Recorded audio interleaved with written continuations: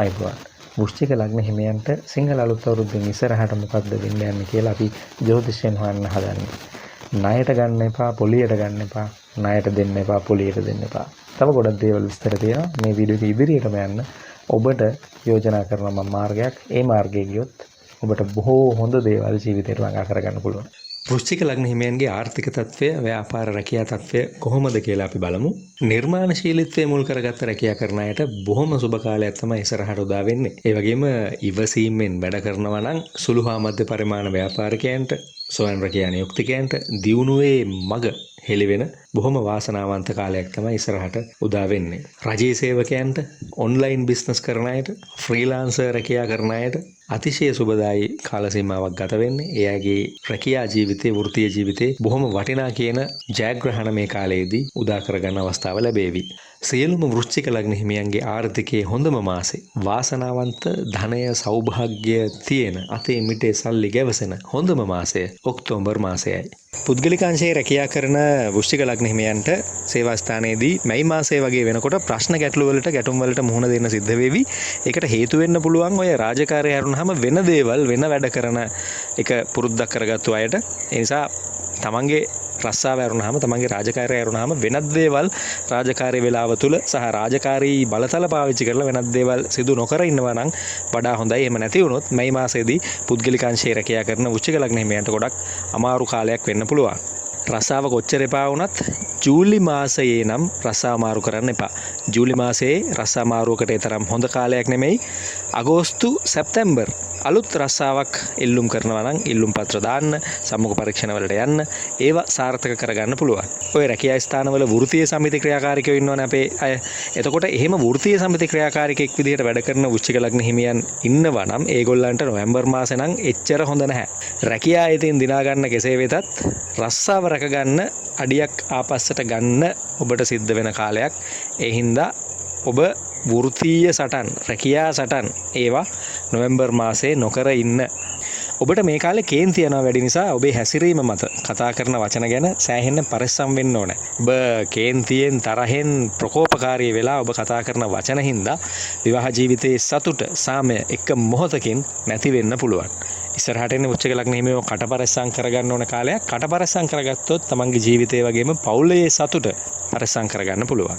වෘශ්චික ලග්න හිමියන්ට නිවාස, දේපල, යාන වාහන, වස්තුව ලැබෙන්නේ කොහොමද ඉස්සරහට? බලමු ටිකක්. ඔය ගෙවල් ඉඩම් විකුණ ගන්න හිතාගෙන ඉන්න වෘශ්චික ලග්න හිමියෝ ඉන්නවා නම් අප්‍රේල් මාසෙ ඉවර වෙන්න කලින් ඒකට ක්‍රියාත්මක වෙන්න ඕනේ.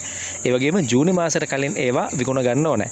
එහෙම බැරි වුණොත් ඔබට සැප්තැම්බර් මාසෙ වෙනකන් ඉවසන්න සිද්ධ වෙනවා ඔබේ ගෙදර ඉඩම විකුණ ගන්න.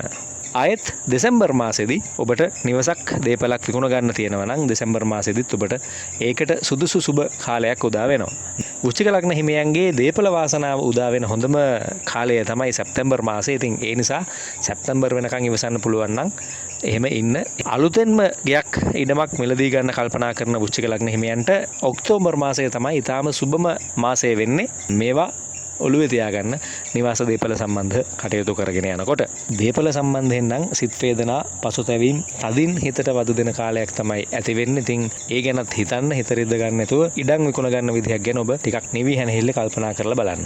වෘශ්චික ලග්න හිමියන්ගේ සෞඛ්‍ය තත්ත්වය ගැන ටිකක් හොයලා බලමු. ગેස්ට්‍රයිටිස් තත්ත්වය බොහොම තදට දරුණුවට ඇති වෙන්න පුළුවන්. ආහාර ජීර්ණ මාර්ගයේ ගැටලු, තද හිසේ කැක්කුම, ඉරුවා රදය, නිින්ද නොයාම, සන්ධි වේදනා, මෙන්න මේ අසනීප සැරෙන් සැරේ ඔබට ඔබේ දවසම එපා කරાવી, ඔබට ගොඩක් කරදර කරાવી. මේවට ප්‍රතිකාර ලබා ගන්න මූලික අවස්ථාවේදීම මේවා විසඳා ගන්න. ඔබට මේ අවුරුද්දේ දිනපතා ව්‍යායාම සැලසුමකට යන්නම වෙනවා. වෘශ්චික ලග්න හිමියන්ගේ ආදරය, විවාහ ජීවිතය, පෞල් ජීවිතය කොහොමද ගත වෙන්නේ කියලා අපි බලමු. පුංචි අගහිඟකම් හින්දා අඹු සැමියෝ අතරේ ගැටලු මතුවෙන්න පුළුවන්. දෑවැද්දක් හරි, උරුම හිමිකම් දේපලක් මුල් කරගෙන හරි දෙන්න දෙමාල්ලෝ අතර වචන හොමාරු ඇති වෙලා, හිත රිදවා ගැනීම ඇති වෙලා తాවකාලිකව දුරස් වෙන්න උනත් මේ කාලේ ඉඩ තියෙනවා. ජූලි මාසයේ දරුවන් සම්බන්ධයෙන් දරදඬු තීරණවලට, සැරවැර කිරීම වලට ඔබ යන්න ඉඩ කඩ තිබෙනවා. එහෙම නොකර ඉන්න උපරිම උත්සාහ කරන්න. එහෙම නැති වුණොත් දරුවෝ ඔබ ගැන කලකිරෙන්න තියෙන ඉඩ කඩ වැඩි. වෘශ්චික ලග්න හිමියනේ ඔබට වයස්ගත වැඩිහිටියෝ ඉන්නවා නම් ඒ අය සමග වාද විවාද වලට, රණ්ඩු සරුවල් වලට පැටලෙන්න තියෙන ඉඩ කඩ වැඩි ඉදිරි කාලයේදී. ඒ නිසා ඒවා නැති කරදර මතු කරන කරන බවත් ඔළුවේ තියාගෙන වැඩිහිටියන්ට නැමිලා ඒ අයගේ ගෞරවය දිනාගෙන ඒත් එක්ක බොහොම කල්පනාකාරීව වැඩ කරන්න ප්‍රවේශම් වෙන්න. අධ්‍යාපනය ලබන වෘශ්චික ලග්න හිමියන්ට මොකද වෙන්නේ කියලා අපි හොයලා බලමු. පොදුවේ අධ්‍යාපනය ලබන වෘශ්චික ලග්න හිමියන්ට හොඳ කාලයක් ගත වෙන්නේ මනෝවිද්‍යාව, නීතිය, පර්යේෂණ ශාස්ත්‍රයේ විෂයන්, සෞන්දර්ය විෂයන් හදාරන වෘශ්චික ලග්න හිමියන්ට ඊටාම සුබයි අධ්‍යාපන ජයග්‍රහණ ලබා ගන්න පුළුවන් කාලයක් ගත වෙන්නේ. අනෙකුත් විශේෂ ශාස්ත්‍රයන්ගේ ඉන්න සිසුන්ට යම් කම්මැලි සහගත ස්වභාවයක්, එපා වෙච්ච ස්වභාවයක් ඇති වෙන්න පුළුවන් ඉගෙන ගන්න කටයුතු සම්බන්ධයෙන්. ඒ ගැන කල්පනාවෙන් ඉන්න નિયમિત කාලසටහනකට වැඩ කරගෙන යනවා නම් ඔබට ගැටලුවක් ඇති වෙන්නේ නැහැ.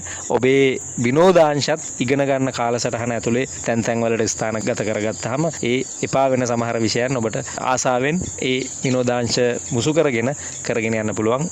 ඕවා ගැන බොහොම බුද්ධිමත්ව කල්පනා කරන්න. විශේෂයෙන්ම වෘශ්චික ලග්න දරුවෝ ඉන්නවා නම් දෙමව්පියෝ ඕවා බලලා ඒත් එක්ක සහයෝගයෙන් ඒ දරුවන්ට ඉගෙන ගන්න උදව් කරන්න. අවසාන වශයෙන් වෘශ්චික ලග්න හිමියන්ගේ සාර්ථකත්වයේ සඳහා පිළියමක් කියන්නම්. අඟහරුවාදා හරි සෙනසුරාදා දවසක හරි කතරගම දෙවියන්ට භාරයක් වෙන්න ඕනේ. තල මිශ්‍ර එලකිරි කිරිබත කතරගම දෙවියන්ට පූජා කරන්න. ඔබ ගෙදර දොරේ පහනක් පත්තු කරලා වන්දනා කරන්න පුරුදු වෙච්ච කෙනෙක් නම් මන්ත්‍රයක් දෙන්නම් ඔබට. ඕම් සරවණ භවාය නමः. ඕම් සරවණ භවාය නමः. මෙන්න මේ ස්කන්ධ මන්ත්‍රය 108 වරක් හැමදාම පහන් පත්තු කරලා ඔබ දිනපතා වන්දනාවෙන් පස්සේ සජ්ජායනා කරන්න. කතරගම දෙවියන්ගේ බැල්ම ඇල්ම ඔබට ආශිර්වාදය මේ කාලය පුරාම ඔබත් එක්ක තියේවි. වෘශ්චික ලග්න ඔබේ ජීවිතය සාර්ථක වෙන්නට ප්‍රාර්ථනා කරනවා. ඕම් ශාන්ති. හරි ඕම්.